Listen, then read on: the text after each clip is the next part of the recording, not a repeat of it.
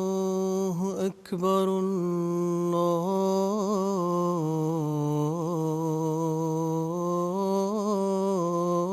الله أكبر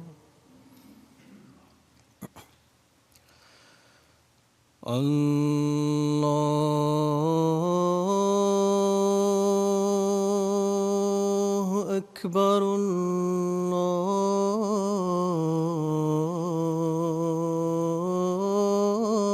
الله أكبر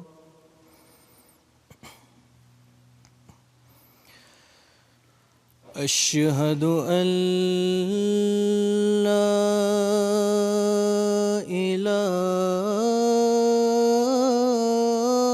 إله إلا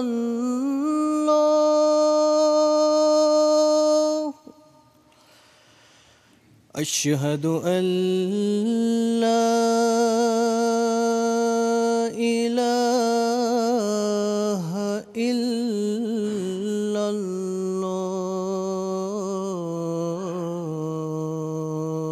الله أشهد أن محمدًا رسول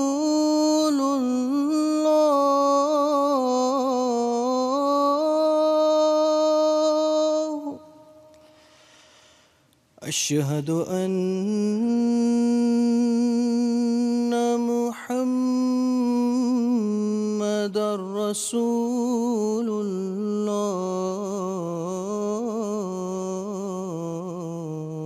الله حي على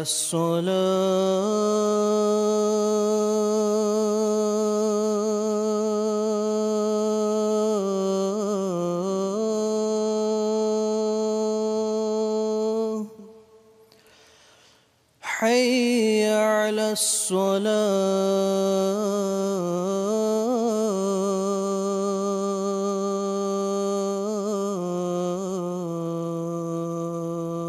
الصلاة حي على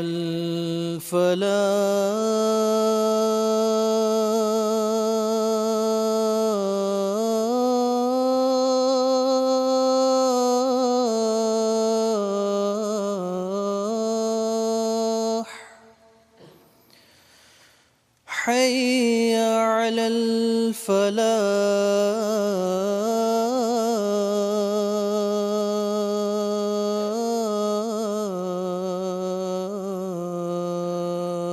الفلاح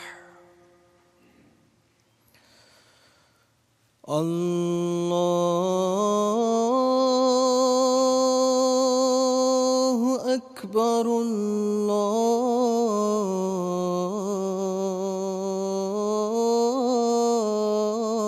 الله أكبر لا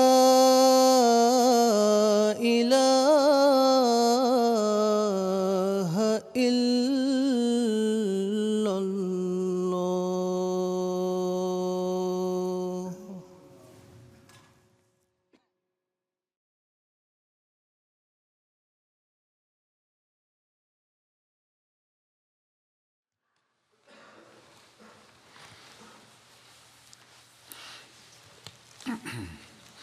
السلام عليكم ورحمة الله.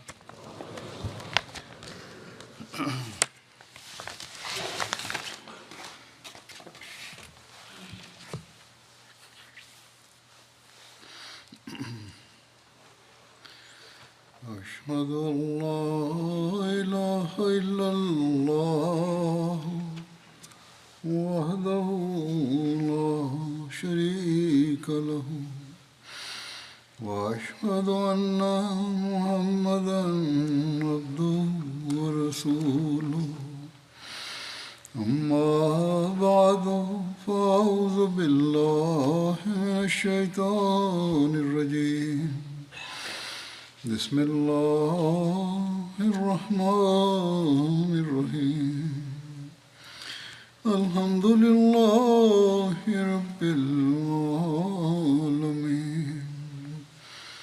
الرحمن الرحيم مالك يوم الدين إياك نعبد وإياك نستعين اهدنا الصراط المستقيم صراط الذين أنعمت عليهم غير المغضوب عليهم ولا الضالين.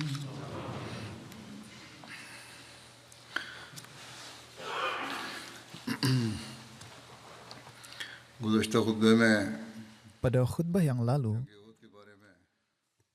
sedang dibahas berkenaan dengan perang Uhud. Mengenai hal ini saya akan menyampaikan penjelasan dari Hazrat Muslim Maud radhiyallahu an secara singkat. Beliau bersabda, laskar orang-orang kafir yang melarikan diri dari medan Badar mengumumkan bahwa tahun depan mereka akan menyerang kembali Madinah dan membalas kekalahan mereka terhadap umat Islam. Oleh karena itu, setahun kemudian mereka kembali melakukan persiapan penuh dan menyerang Madinah. Begitu memuncaknya kemarahan orang-orang Mekah, sehingga setelah perang Badar, mereka mengumumkan bahwa tidak seorang pun diperbolehkan menangisi orang-orang mereka yang sudah mati, dan semua keuntungan yang dihasilkan dari kafilah dagang akan disimpan untuk perang selanjutnya. Maka setelah persiapan yang matang, pasukan yang berjumlah lebih dari 3.000 orang menyerang Madinah di bawah pimpinan Abu Sufyan. Rasulullah SAW bermusyawarah dengan para sahabat mengenai apakah mereka harus menghadapi musuh di dalam kota atau di luar kota. Pendapat beliau SAW sendiri adalah membiarkan musuh menyerang, sehingga merekalah yang bertanggung jawab sebagai pihak yang memulai perang. Dan kaum muslim dapat dengan mudah menghadapi mereka di kota mereka sendiri. Namun para pemuda muslim yang tidak mendapat kesempatan untuk ikut serta dalam perang Badar dan yang di dalam hati mereka dipenuhi dengan keinginan untuk meraih kesempatan menjadi syahid di jalan Allah, mereka bersikeras bahwa mengapa mereka diluputkan dari kesyahidan. Maka dari itu, beliau SAW pada akhirnya menyetujui permintaan mereka. Ketika bermusyawarah, beliau SAW juga menceritakan satu mimpi beliau. Beliau bersabda, dalam mimpi, aku melihat beberapa ekor sapi dan aku melihat ujung pedangku patah. Aku juga melihat sapi-sapi sedang disembelih dan kemudian aku memasukkan tanganku ke dalam baju besi yang kuat dan aman.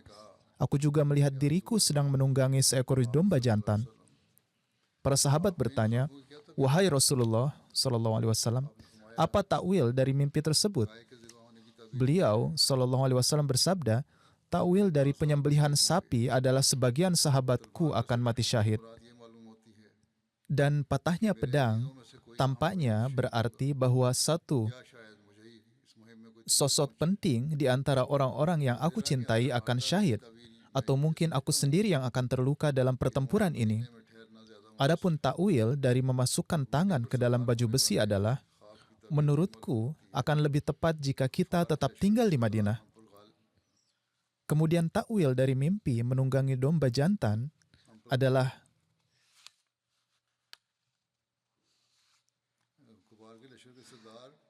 kita akan mengalahkan pimpinan pasukan orang-orang kafir, yakni kita akan menundukkan mereka,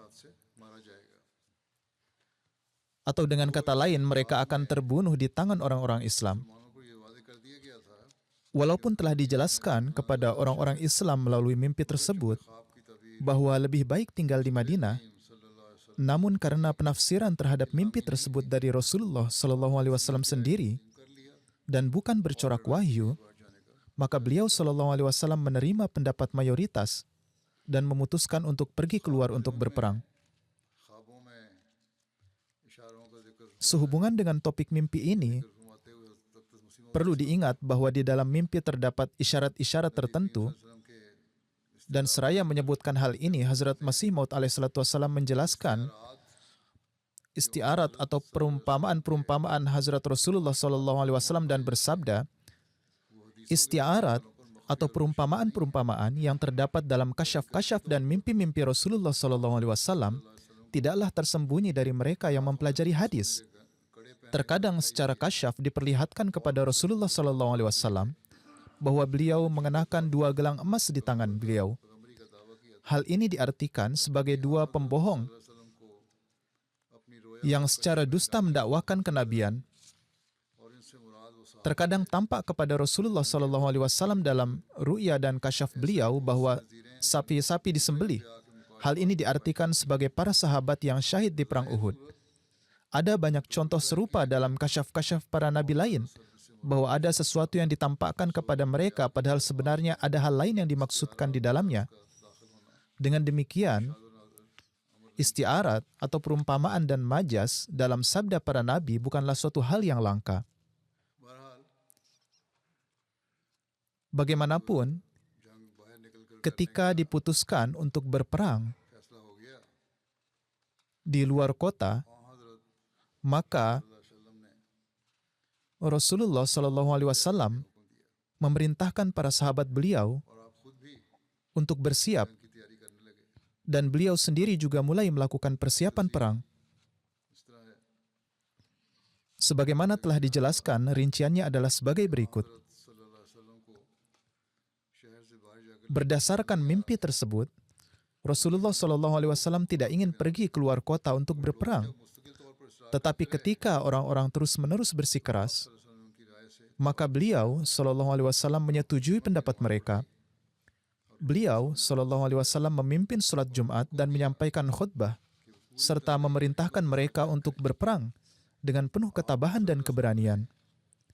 Beliau SAW memberikan kabar gembira kepada mereka bahwa jika mereka bersabar, maka Allah Ta'ala akan melimpahkan kemenangan dan kesuksesan kepada mereka. Kemudian beliau SAW memerintahkan orang-orang untuk pergi dan melakukan persiapan perang. Orang-orang senang mendengar perintah ini. Setelah itu beliau SAW melaksanakan sholat asar bersama semua orang. Ketika itu mereka yang datang dari daerah sekitar juga sudah berkumpul. Kemudian Rasulullah SAW masuk ke dalam rumah beliau bersama Hazrat Abu Bakar dan Hazrat Umar radhiyallahu anhuma. Mereka berdua mengikatkan sorban Hazrat Rasulullah SAW dan membantu beliau mengenakan baju besi. Kemudian orang-orang berdiri berbaris menunggu beliau SAW. Pada saat itu, Hazrat Sa'ad bin Mu'az dan Hazrat Usaid bin Huzair berkata kepada orang-orang, kalian telah memaksa Rasulullah SAW untuk pergi keluar kota dan berlawanan dengan keinginan beliau SAW sendiri. Oleh karena itu, sebaiknya sekarang serahkan saja perkara ini kepada beliau SAW. Apapun perintah yang beliau SAW berikan dan pendapat apapun yang beliau SAW miliki, niscaya ada kebaikan bagi kita di dalamnya. Oleh karena itu, taatilah beliau. Maka ketika Hazrat Rasulullah SAW keluar, beliau SAW mengenakan baju besi beliau. Beliau mengenakan baju zirah ganda, yakni yang satu berada di atas baju zirah yang lain. Nama dari baju besi ini adalah Zatul Fuzul dan Fiddah. Zatul Fuzul adalah baju besi yang Hazrat Sa'ad bin Ubadah radhiyallahu anhu kirimkan kepada beliau SAW ketika beliau SAW pergi berperang di Badar. Ini jugalah baju besi yang ketika beliau SAW wafat berada dalam pengawasan seorang pria Yahudi yang disimpan sebagai jaminan. Kemudian Hazrat Abu Bakar radhiyallahu anhu menebus baju bersih tersebut, yakni beliau memberikan sejumlah uang, kemudian mengambil baju besi itu kembali. Alhasil, Rasulullah SAW menggantungkan pedang beliau di sisi tubuh beliau dan meletakkan panah di punggung beliau. Diriwayatkan bahwa beliau SAW menaiki kuda beliau yang bernama Sakab, menggantungkan busur dan memegang tombak. Alhasil, mungkin saja kedua hal tersebut terjadi dan ada orang-orang yang berbeda yang menyaksikannya. Jadi ketika Rasulullah SAW keluar dari rumah beliau dengan mengenakan baju zirah dan senjata, beliau diberitahu bahwa Hazrat Malik bin Amr Najari radhiyallahu an meninggal dunia dan jenazahnya telah ditempatkan untuk disolatkan. Beliau SAW memimpin solat jenazahnya sebelum berangkat. Saat itu, orang-orang berkata kepada beliau SAW, "Wahai Rasulullah SAW, kami tidak bermaksud menentang pendapat engkau atau memaksa engkau, oleh karena itu laksanakanlah apa yang menurut engkau patut untuk dilaksanakan." Di dalam riwayat lain dikatakan, "Jika Anda tidak menyukai pergi berperang keluar kota, maka tetaplah tinggal di sini." Beliau SAW bersabda, tidak diperkenankan bagi seorang nabi untuk menurunkan senjatanya setelah mengenakannya. Di dalam riwayat lain, kata-kata yang digunakan adalah sebelum ia berperang. Mengenai persiapan Rasulullah SAW dan kesadaran para sahabat atas kesalahan mereka, Hazrat Mirza Bashir Ahmad menulis sebagai berikut. Setelah itu, beliau SAW pulang ke rumah. Dengan bantuan Hazrat Abu Bakar dan Hazrat Umar, beliau mengenakan sorban dan pakaian perang, kemudian membawa senjata, dan dengan menyebut nama Allah, beliau SAW keluar. Namun tidak lama kemudian, dengan nasihat dari Hazrat Sa'ad bin Mu'az, pemimpin kabilah Aus, serta para sahabat terkemuka lainnya, para pemuda tadi mulai menyadari kekeliruan mereka, bahwa seharusnya mereka tidak memaksakan pendapat mereka untuk menentang pendapat Rasulullah SAW, dan sebagian besar dari mereka merasakan penyesalan. Ketika mereka melihat Rasulullah SAW keluar dengan membawa senjata, mengenakan zirah dan lain sebagainya, maka mereka semakin menyesal dan gelisah. Dan kurang lebih mereka sepakat satu kata memohon, "Wahai Rasulullah, kami telah keliru memaksakan pendapat kami untuk menentang pendapat engkau. Cara mana yang engkau anggap lebih baik? Hendaknya lakukanlah cara itu. Insya Allah akan ada keberkatan di dalamnya." Beliau SAW bersabda, sekarang hal itu tidak mungkin lagi dilakukan. Adalah jauh dari keagungan seorang Nabi Allah bahwa ia meletakkan kembali senjata setelah mengangkatnya sebelum Allah Ta'ala menurunkan suatu keputusan. Oleh karena itu, sekarang berangkatlah dengan menyebut nama Allah, dan jika kalian menjalaninya dengan sabar, maka yakinlah bahwa pertolongan Allah Ta'ala akan bersama kalian. Hazrat Muslih Maud radhiyallahu an pun berkenaan dengan hal ini bersabda, ketika beliau SAW mulai bergerak, para pemuda merasakan penyesalan di dalam diri mereka dan mereka berkata, "Wahai Rasulullah SAW, usulan Andalah yang benar. Kita harus bertahan di Madinah untuk menghadapi musuh." Beliau SAW bersabda, tatkala Nabi Allah telah memakai baju besi, maka ia tidak lantas melepaskannya. Kini apapun yang terjadi, kita akan terus maju. Jika kita menempuh kesabaran, maka pertolongan Tuhan akan turun pada kita. Alhasil, kaum muslim bersiap untuk bergerak. Rasulullah SAW membawa 1.000 orang pasukan muslim dari Madinah. Rasulullah SAW saat itu meminta 3 tombak dan mengaitkan 3 bendera pada ketiga tombak itu. Bendera untuk kabilah Aus diserahkan kepada Usaid bin Huzair, dan bendera untuk kabilah Khazraj diserahkan ke tangan Hubab bin Munzir, dan bendera untuk kaum Muhajirin diserahkan kepada Hazrat Ali. Kemudian beliau SAW menetapkan Abdullah bin Maktum sebagai naib beliau di Madinah. Kemudian Rasulullah SAW menaiki kuda beliau yang bernama Sakab, menggantungkan busur beliau, dan memegang tombak di tangan beliau. Di dalam riwayat, tertera bahwa di Perang Uhud, kaum muslim memiliki 2 penunggang kuda. Satu kuda ada pada Rasulullah SAW yang bernama Sakab, dan kuda kedua ada pada Hazrat Abu Burdah yang dinamakan Mulabih. Kaum muslim pun memiliki 100 prajurit yang berbaju besi dan ada 2 sahabat yang bernama Sa'ad, yakni Sa'ad bin Mu'az dan Sa'ad bin Ubadah, yang mana mereka berdua berada sigap di depan Rasulullah SAW. Keduanya memakai baju besi dan orang-orang muslim lain mengelilinginya. Tatkala beliau SAW tiba di Saniyah, beliau melihat ada sekelompok besar prajurit di sana. Beliau bertanya, siapa mereka? Para sahabat menjawab, mereka adalah sekutu Abdullah bin Ubay. Beliau SAW bertanya, apakah mereka telah menerima Islam? Dijawab, belum. Beliau SAW bersabda, kita tidak akan menolong orang-orang kafir dan orang-orang musyrik. Berkenaan dengan hal ini, Hazrat Mirza Bashir Ahmad pun menulis, setelah itu, beliau SAW menyiapkan 3 bendera untuk pasukan Islam.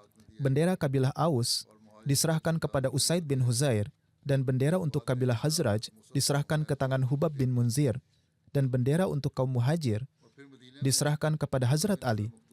Kemudian beliau SAW menetapkan Abdullah bin Umi Maktum sebagai imam solat di Madinah.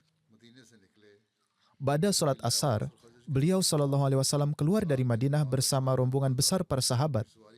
Pemimpin kabilah Aus dan Khazraj, yakni Sa'ad bin Mu'az dan Sa'ad bin Ubadah, berlari-lari kecil di depan tunggangan beliau SAW. Dan sahabat-sahabat yang lain berjalan di kanan kiri dan depan belakang beliau SAW. Gunung Uhud terletak di sebelah utara kota Madinah yang berjarak kurang lebih 3 mil. Setelah menempuh setengah perjalanan, beliau SAW bermukim di suatu tempat di dekat Madinah yang bernama Syekhain dan memerintahkan untuk memeriksa pasukan Islam. Lalu beliau memerintahkan siapa saja yang belum sampai usia 15 tahun untuk tidak ikut perang. Imam Syafi'i menuturkan, beliau mengembalikan 17 pemuda dan memberikan izin kepada mereka yang sudah sampai 15 tahun. Beberapa pemuda yang dipulangkan karena usianya masih kurang adalah, meskipun semangat mereka sangat tinggi, nama mereka adalah Abdullah bin Umar, Zaid bin Sabit, Usama bin Zaid, Zaid bin Arkam, Bara bin Azib, Usaid bin Zubair, Rabah bin Aus, Abu Said Khudri, Aus bin Sabit, Sa'ad bin Bahil, Ibni Muawiyah Bajali, Said bin Habta. Habtah adalah nama ibundanya, Sa'ad bin Uqaib, Zaid bin Jariyah, Jabir bin Abdullah. Ini bukanlah Jabir bin Abdullah yang biasa meriwayatkan hadis. Rafi bin Khadij dan Sumra bin Jundub. Berkenaan dengan Rafi bin Khadij, tertera bahwa beliau adalah pemanah sehingga beliau mengizinkannya. Sebelumnya diperintahkan untuk pulang, tetapi ketika diketahui bahwa beliau adalah pemanah ulung, maka diizinkan. Jadi Rasulullah SAW mengizinkan Rafi bin Khadij. Samara bin Jundub menuturkan, Rasulullah SAW memulangkan saya, padahal saya lebih kuat dari Rafi bin Khadij. Rasulullah SAW bersabda, baiklah kalau begitu Rafi dan Samurah harus bertanding supaya diketahui siapa di antara mereka yang lebih kuat. Kemudian Samurah mengalahkan Rafi dan beliau SAW mengizinkannya ikut. Kemudian setelah Rasulullah SAW memeriksa pasukan dan waktu telah petang, maka Hazrat Bilal mengumandangkan sholat maghrib. Kemudian Rasulullah SAW memimpin sholat. Kemudian dikumandangkan azan Isya. Kemudian beliau SAW memimpin sholat Isya. Beliau bermukim di Syekhain. Lalu beliau menunjuk Muhammad bin Maslamah untuk berjaga-jaga di malam hari. Ada 50 orang yang berjaga di malam hari di sekitar beliau. Beliau SAW bersabda, siapa yang akan menjaga kita di malam ini? Yaitu menjaga semua pasukan saat beristirahat dan juga untuk menjaga beliau SAW. Lalu Zakwan bin Abdi Qais berdiri, yang saat itu berada di dekat Rasulullah SAW, beliau lantas mengenakan baju besi, mengangkat tameng kulit beliau, dan berjaga-jaga di sekitar Rasulullah SAW. Dan beliau sedetik pun tidak berpisah dari sekitar Rasulullah SAW. Dan beliau beristirahat hingga waktu sebelum subuh. Di dalam riwayat tertera, tatkala tiba waktu subuh, Rasulullah SAW bersabda, saya melihat di dalam mimpi bahwa para malaikat memandikan Hazrat Hamzah. Berkenaan dengan hal ini, di dalam Sirat Khataman Nabiyyin, Hazrat Mirza Bashir Ahmad menulis, Gunung Uhud berada di utara Madinah sejauh 3 mil. Di antaranya ada sebuah tempat bernama Sheikhain, di mana beliau berkemah di sana, dan beliau memeriksa pasukan di sana. Mereka yang masih terlalu muda, meskipun sangat ingin berjihad, beliau mengembalikannya. Maka dari itu Abdullah bin Umar, Usama bin Zaid, Abu Said Khudri, dan lain-lain semuanya dipulangkan kembali. Rafi bin Khadij yang seumuran dengan anak-anak yang dipulangkan tersebut namun memiliki keahlian yang baik dalam memanah, dikarenakan kelebihannya ini ayah beliau merekomendasikan beliau ke hadapan Rasulullah SAW supaya diberikan izin untuk ikut jihad. Rasulullah SAW melihat ke arah Rafi. Beliau berdiri dengan tegap, sikap sempurna layaknya para prajurit, sehingga nampak sangat meyakinkan. Oleh karenanya, beliau diluluskan dan Hazrat Rasulullah SAW mengizinkan beliau untuk ikut serta. Melihat hal ini, seorang anak lainnya, yaitu Samurah bin Jundub, seperti halnya telah dijelaskan sebelumnya, yang telah diperintahkan untuk pulang, mendatangi ayah beliau dan berkata, jika Rafi diizinkan, maka saya juga seharusnya mendapatkan izin, karena saya lebih kuat dari Rafi. Saya akan menjatuhkannya jika bertanding. Ayah beliau sangat senang atas keikhlasan putranya, lalu membawanya ke hadapan Rasulullah SAW dan menjelaskan keinginan putranya tersebut. Rasulullah SAW sambil tersenyum bersabda, baiklah kalau begitu Rafi dan Samurah harus bertanding gulat supaya diketahui siapa di antara mereka yang lebih kuat. Maka diadakanlah pertandingan, dan memang benar Samurah dalam waktu sekejap bisa mengangkat dan menjatuhkan Rafi. Oleh karenanya, Hazrat Rasulullah SAW pun memberikan izin kepada Samurah untuk turut serta, dan anak ini merasa senang. Karena waktu telah petang, maka Hazrat Bilal mengumandangkan azan, dan para sahabat melaksanakan solat dengan diimami oleh Rasulullah SAW. Kemudian kaum muslim mendirikan kemah untuk bermalam, dan beliau SAW menugaskan Muhammad bin Maslamah untuk melakukan penjagaan malam. Beliau bersama 50 orang sahabat sepanjang malam melakukan penjagaan di sekitar pasukan Islam. Abdullah bin Ubay bin Sulul saat itu masih ada di dalam pasukan, tetapi di tengah jalan, ia kemudian kembali pulang. Berkenaan dengan ini, tertera di waktu pagi, Rasulullah SAW bergerak dari Sheikhain, kemudian tiba di suatu tempat bernama Shaud, dan saat itu tiba waktu sholat. Beliau mengimami sholat subuh di tempat itu. Shaud berada di antara Wadi Kina dan Madinah. Di tempat itu, Abdullah bin Ubay bin Salul bersama orang-orang munafik berkhianat dan kembali meninggalkan Rasulullah SAW. Rekan-rekannya berjumlah 300 orang yang semuanya adalah munafik. Saat bergerak pulang, Abdullah bin Ubay bin Salul berkata, beliau, Rasulullah SAW tidak menuruti perkataanku dan justru menuruti perkataan para pemuda yang tidaklah berpengalaman.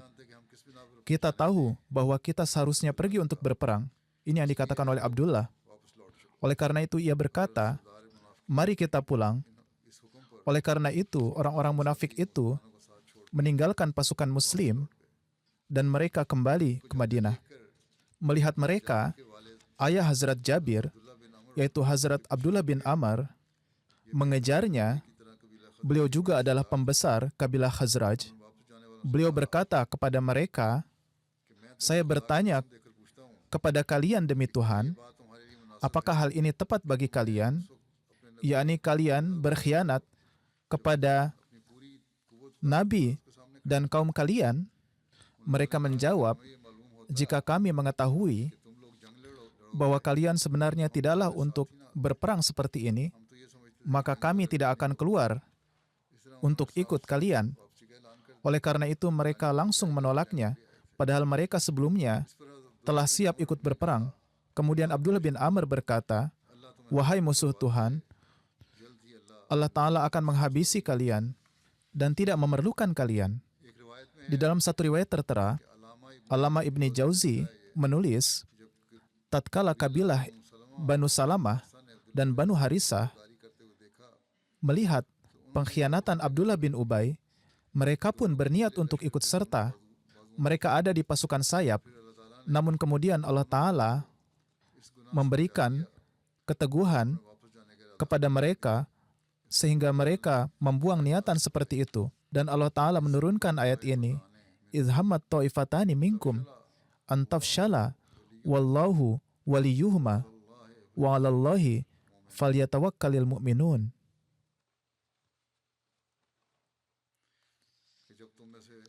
yakni tatkala dua golongan di antara kalian tampak berkecil hati, maka sesungguhnya Allah Ta'ala adalah Maha Pelindung dan hanya kepada Allah lah hendaknya kaum muslim bertawakal. Kini yang tersisa dari pasukan muslim hanyalah 700 setelah pengkhianatan Abdullah bin Ubay bin Salul. Para sahabat Ansar menyampaikan kepada Rasulullah SAW, wahai Rasulullah SAW, tidakkah kita akan meminta bantuan dari orang Yahudi yang telah mengadakan perjanjian dengan kita? Maksudnya adalah orang-orang Yahudi dari Banu Quraiza. Mereka adalah sekutu Hazrat Sa'ad bin Mu'az, dan Hazrat Sa'ad bin Mu'az adalah pemimpin kabilah Aus. Berkenaan dengan Hazrat Sa'ad, beberapa ulama Islam menyampaikan bahwa kedudukan Hazrat Sa'ad adalah seperti halnya Hazrat Abu Bakar dalam golongan muhajir. Oleh karena itu berkenaan dengan ini beliau SAW bersabda, kita tidak memerlukan bantuan mereka. Berkenaan dengan ini, Hazrat Mirza Bashir Ahmad menulis, pada hari kedua, yakni pada hari Sabtu, dini hari tanggal 15 Syawal, 3 Hijriah, bertepatan dengan 31 Maret, tahun 624 Masehi, pasukan Islam melanjutkan kembali perjalanan dan melaksanakan sholat di jalan. Tepat setelah subuh mereka tiba di kaki Gunung Uhud. Pada kesempatan tersebut, Abdullah bin Ubay bin Sulul, Raisul Munafikin atau pemimpin kaum munafik, berkhianat dan bersama dengan 300 kawannya meninggalkan pasukan kaum muslim dan pulang menuju Madinah sambil berkata, Muhammad SAW tidak mengikuti perkataanku dan pergi keluar dengan menuruti perkataan para pemuda yang tidak berpengalaman. Oleh karena itu aku tidak bisa berperang bersamanya. Beberapa sahabat menasihatinya secara langsung bahwa pengkhianatan ini tidaklah baik. Namun ia tidak mendengarkan satu orang pun dan mengatakan, ini bukanlah peperangan. Jika ini peperangan, aku juga akan ikut serta, namun ini bukan peperangan. Bahkan menjerumuskan diri sendiri ke dalam mulut kematian. Sekarang kekuatan kaum muslim hanya berjumlah 700 orang yang jika dibandingkan dengan pasukan kafir yang jumlahnya 3.000 orang, maka seperempatnya pun tidak. Selain itu, dalam hal tunggangan dan perlengkapan perang, pasukan muslim sangatlah lemah dan tidak ada apa-apanya dibandingkan dengan pasukan Quraisy. Pasukan muslim hanya memiliki 100 orang yang mengenakan baju besi dan hanya 2 ekor kuda. Sebagai perbandingan, tentara kafir mempunyai 700 prajurit berbaju besi, 200 kuda, dan 3.000 unta. Dalam keadaan lemah yang sangat dirasakan oleh kaum muslimin, pengkhianatan 300 anak buah Abdullah bin Ubay telah menimbulkan kegelisahan dan kecemasan di hati berbagai orang Islam yang lemah keyakinannya, dan bahkan ada di antara mereka yang mulai gentar. Oleh karena itu, sebagaimana disebutkan dalam Al-Quran, dalam keadaan kegelisahan dan kecemasan ini, 2 kelompok di dalam pasukan Islam, yaitu kelompok Bani Harisah dan Bani Salamah, bahkan berencana untuk kembali ke Madinah. Namun karena hati mereka masih menyimpan cahaya keimanan, mereka sanggup menahan diri. Dalam keadaan seperti itu, meskipun kematian ada di hadapan mata mereka, mereka tetap tidak meninggalkan sosok junjungan mereka sallallahu alaihi wasallam. Hazrat Muslim Maud radhiyallahu an bersabda, Rasulullah sallallahu alaihi wasallam meninggalkan Madinah dengan 1.000 orang pasukan muslim. Setelah menempuh jarak yang tidak jauh, beliau berhenti dan mendirikan kemah untuk bermalam. Merupakan kebiasaan Rasulullah sallallahu alaihi wasallam bahwa ketika beliau telah berada di dekat musuh, beliau akan membiarkan pasukan beliau beristirahat sehingga mereka dapat melakukan persiapan yang diperlukan. Ketika beliau sallallahu alaihi wasallam keluar untuk sholat subuh, beliau melihat beberapa orang Yahudi datang dengan alasan hendak membantu kabilah-kabilah yang telah bersekutu dengan mereka. Karena beliau sallallahu alaihi wasallam mengenal tipu daya jahat orang-orang Yahudi, beliau memerintahkan pulangkanlah mereka. Mendengar hal ini, Abdullah bin Ubay bin Sulul yang merupakan Ra'isul Munafikin membawa 300 rekannya dan pergi sambil berkata, ini bukan lagi peperangan, ini adalah kematian. Akibatnya, kaum muslim hanya mempunyai 700 orang yang jika dibandingkan dengan pasukan kafir, jumlahnya tidak hanya 1/4, namun bahkan jauh lebih lemah dalam hal persenjataan. Di antara orang-orang kafir terdapat 700 tentara berbaju besi, sedangkan di kalangan umat Islam hanya ada 100 orang. Orang-orang kafir memiliki tentara berkuda sebanyak 200 orang, sedangkan umat Islam hanya memiliki 2 ekor kuda. Ketika Rasulullah SAW sampai di daerah Bani Harisah, seekor kuda salah seorang sahabat mengibaskan ekornya dan menghantam pedangnya. Merasakan bahaya, ia segera menghunus pedangnya. Perawi menuturkan, Rasulullah SAW adalah wujud yang berpengharapan baik dan beliau tidak pernah khawatir akan suatu pertanda buruk. Beliau SAW bersabda kepada sahabat yang memegang kembali pedang itu, masukkan kembali pedang itu ke sarungnya, karena aku merasa bahwa pedang itu pasti akan terhunus di hari ini. Inilah yang dimaknai oleh beliau SAW dari kejadian ini. Beliau kemudian bersabda kepada para sahabat beliau, siapa yang akan membawa kita mendekati musuh? Maksudnya yang membawa mereka menggunakan jalan yang tidak biasa digunakan. Mendengar hal ini, Hazrat Abi Khaisamah berkata, wahai Rasulullah SAW, saya akan membimbing jalannya. Ibnu Sa'ad dan sejarawan lain menyebut nama orang itu sebagai Abu Khaisamah. Alhasil, beliau membimbing pasukan muslim melewati daerah Banu Harisah dengan menggunakan jalur yang melewati padang rumput dan tanah mereka. Dengan membawa pasukan muslim melalui jalan ini, mereka kemudian mencapai celah pegunungan Uhud, lalu mendirikan kemah. Mereka berkemah sedemikian rupa sehingga gunung Uhud berada di belakang mereka dan Madinah di depan mereka. Nabi SAW kemudian berpidato di hadapan umat Islam. Kaum muslim berbaris berjajar di kaki gunung Uhud. Pada hari Sabtu, waktu sholat subuh semakin dekat, umat Islam dapat melihat pasukan musyrik di depan mereka. Hazrat Bilal mengumandangkan azan dan membacakan iqamah. Rasulullah SAW kemudian memimpin para sahabat sholat subuh. Muhammad bin Umar al-Aslami meriwayatkan bahwa Nabi SAW berdiri di hadapan umat Islam dan bersabda, wahai manusia, aku menasihatimu tentang hal-hal yang diberikan kepadaku dalam kitab suci Al-Quran, yaitu untuk mematuhi perintah-perintah Tuhan dan menjauhkan diri dari hal-hal yang dilarang. Hari ini adalah hari di mana Anda sekalian bisa mendapatkan pahala dan keberkatan. Barang siapa yang mengingat hal ini, dialah orang-orang yang sabar, teguh dan memiliki keimanan. yakni seorang muslim harus bersabar jika ingin mencapainya. Hari ini Anda telah berkumpul untuk berjihad melawan musuh, yang adalah tugas berat. Hanya sedikit orang yang dapat benar-benar tabah, yaitu orang-orang yang diberi petunjuk oleh Allah Ta'ala.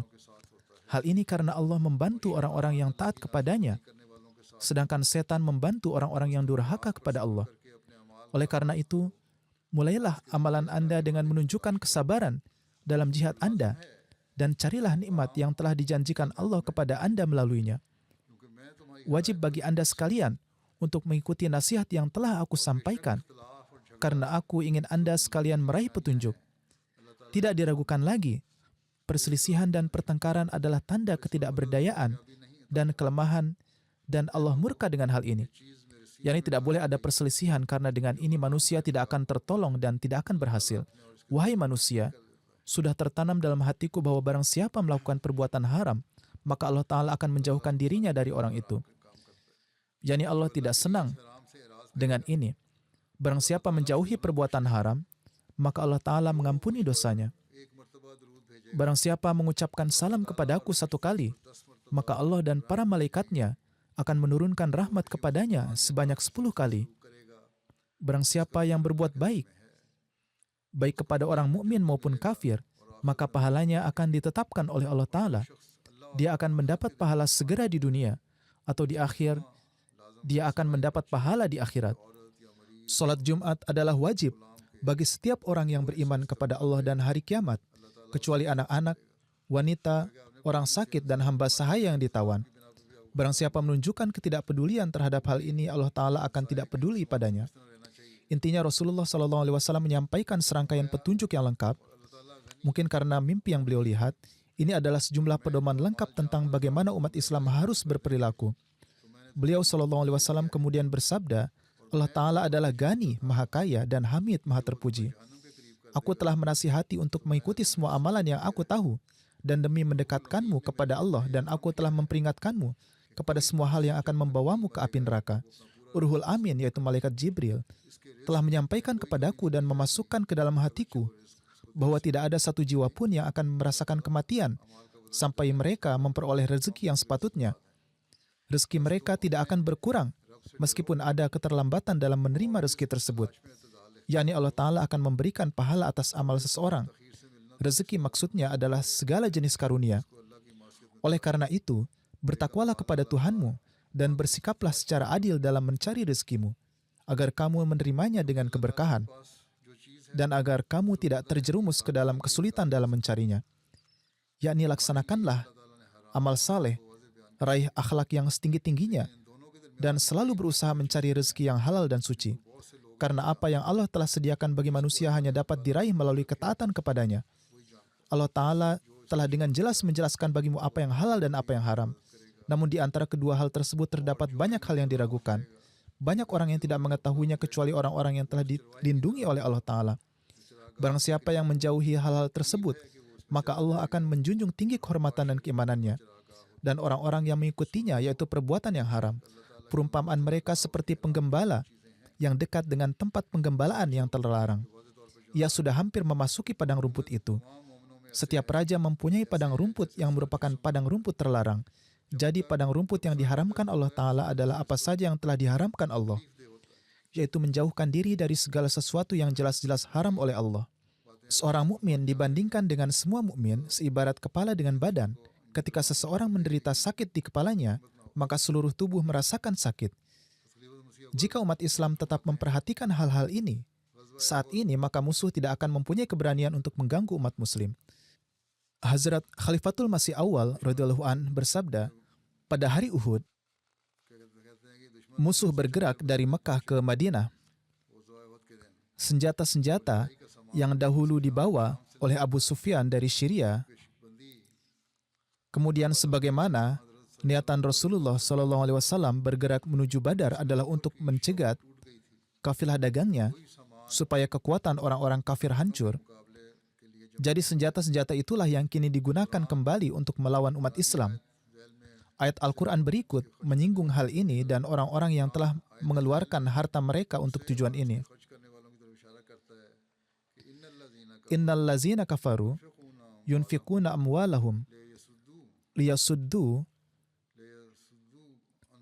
an sabilillahi fasayunfiqunaha summa takunu alaihim hasra. Dalam pertempuran ini, Bani Tahama dan Bani Kinana juga ikut ambil bagian dan jumlah musuh sudah mencapai hampir 3.000 orang. Mereka semua mengenakan baju besi dan ada 700 pasukan berkuda. Masing-masing dari mereka sangat ingin segera membalas dendam terhadap umat Islam. Pasukan yang terdiri dari banyak suku-suku kecil ini berada di bawah komando Abu Sufyan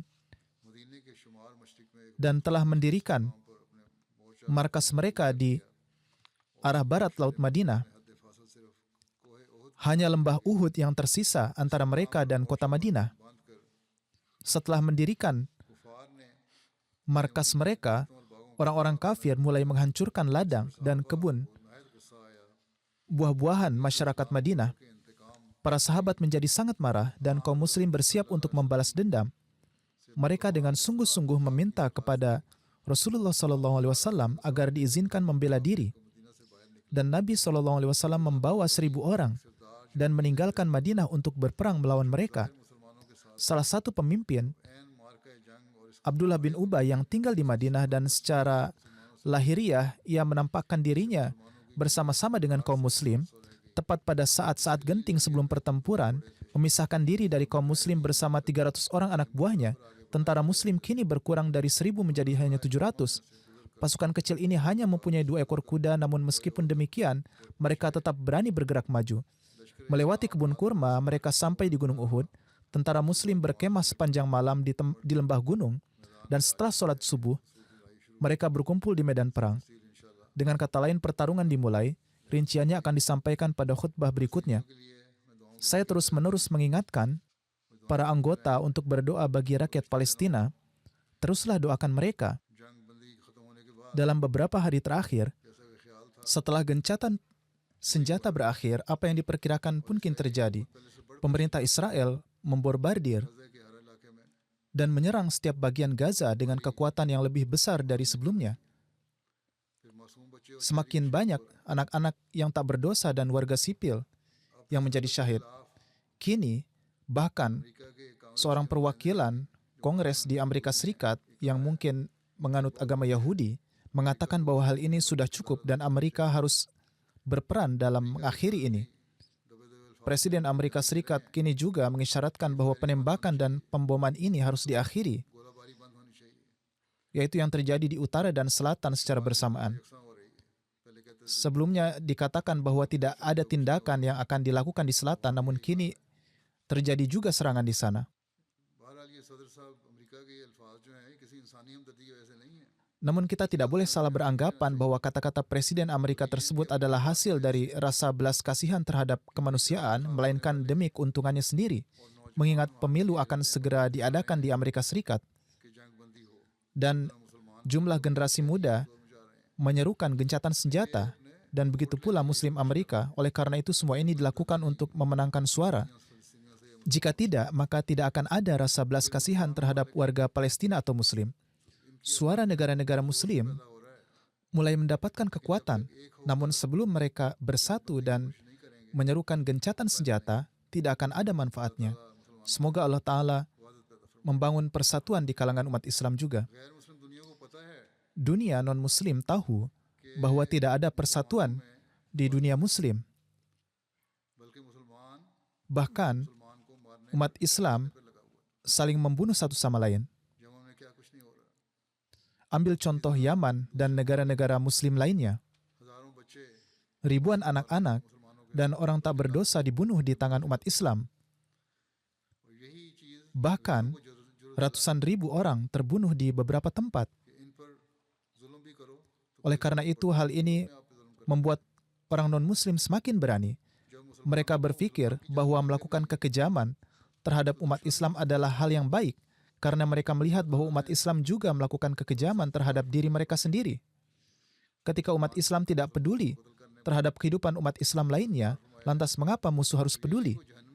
Allah Ta'ala telah dengan tegas memperingatkan dalam Al-Quran agar tidak membunuh Muslim lain, dan Islam menjadikan seorang Muslim yang melakukan hal tersebut akan masuk neraka.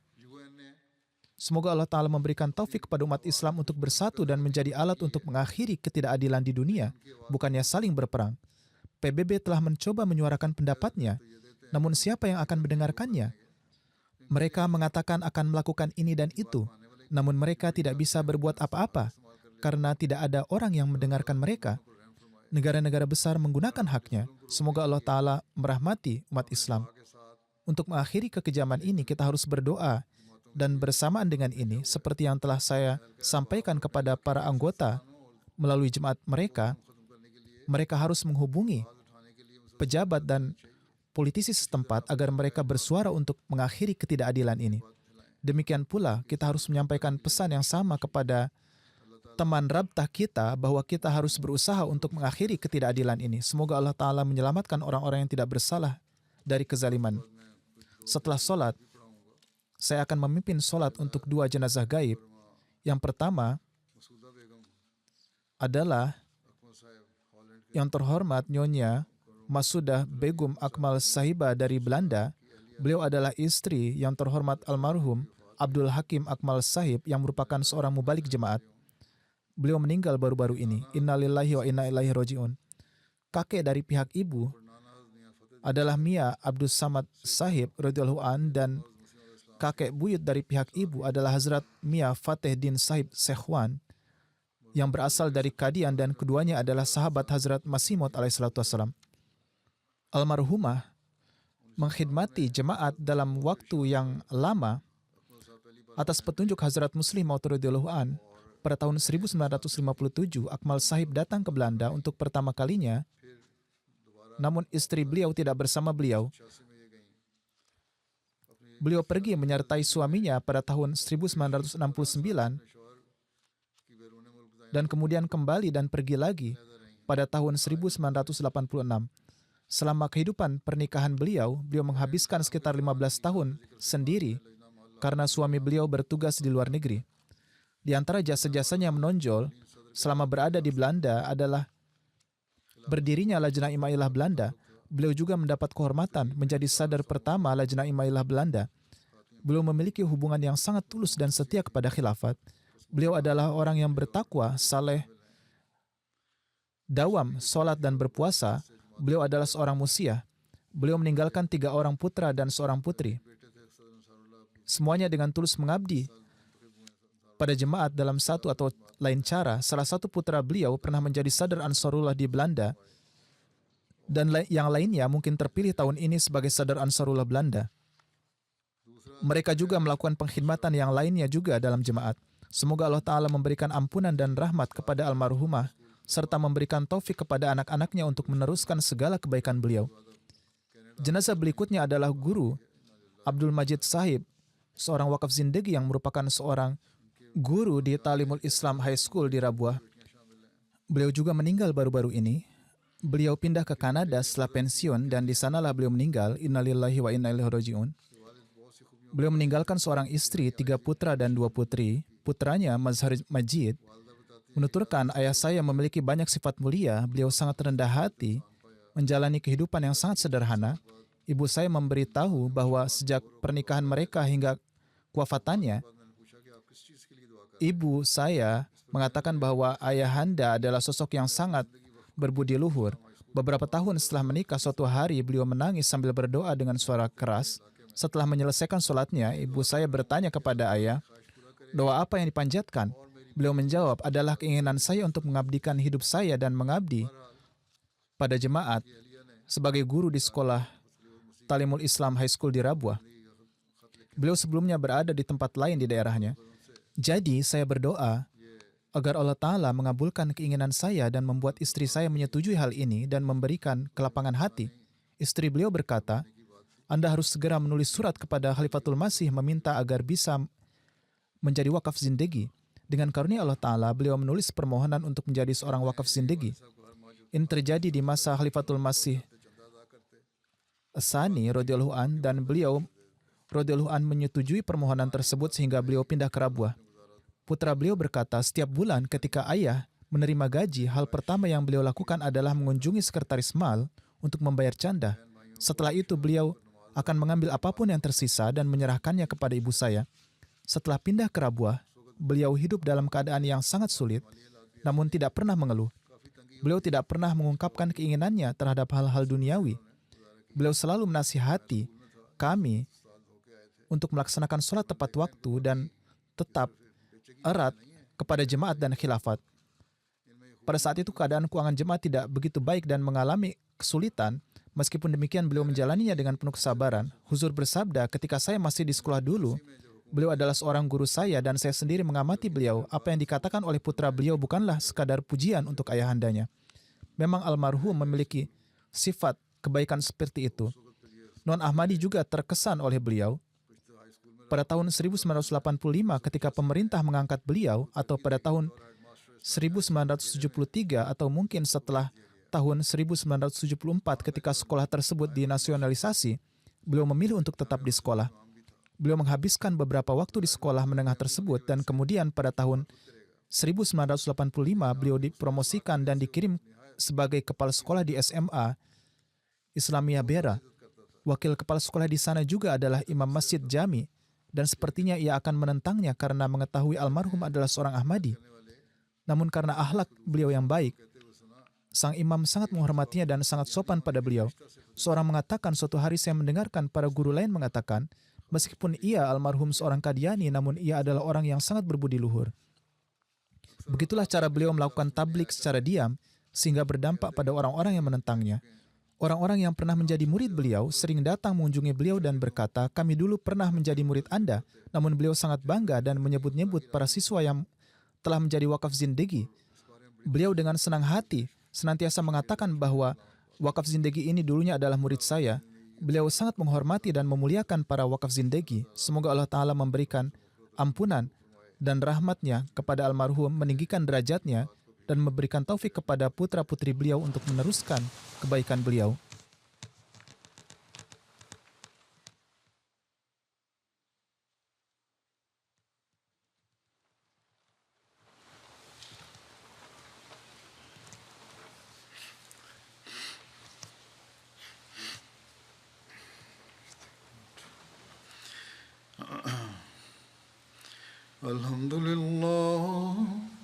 Alhamdulillah, nahmaduhu wa nasta'inuhu wa nastaghfiruhu wa nu'minu bihi wa natawakkalu alayhi wa na'udzu billahi min shururi anfusina wa min sayyiati a'malina. من يهده الله فلا مضل له ومن يضلل فلا هادي له ونشهد أن لا إله إلا الله ونشهد أن محمدا عبده ورسوله عباد الله رحمكم الله إن الله يأمر بالعدل والإحسان وإيتاء ذي القربى وينهى عن الفحشاء والمنكر والبغي يعظكم لعلكم تذكرون اذكروا الله يذكركم وادعوه يستجب لكم ولذكر الله أكبر.